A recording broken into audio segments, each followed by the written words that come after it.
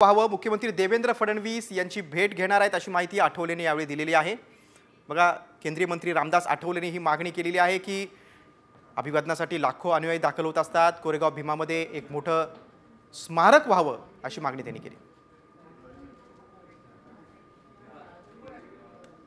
भीमा कोरेगावच्या शौर्य गाथेला 207 वर्ष पूर्ण होत आहे आणि आपल्याला माहित आहे की 2000 गेल्या अनेक वर्षांपासून बाबासाहेब आंबेडकर असल्यापासून त्या स्तंभाला त्यांनी भेट दिलेली आहे।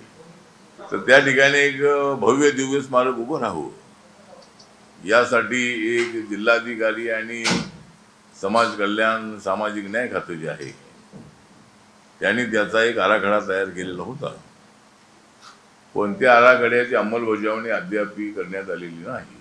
तर आंबेडकरी चळवळीचं तीर्थक्षेत्र आहे, त्यामुळं त्या ठिकाणी राज्य सरकारच्या वतीनं 150-200 कोटी रुपये खर्च करून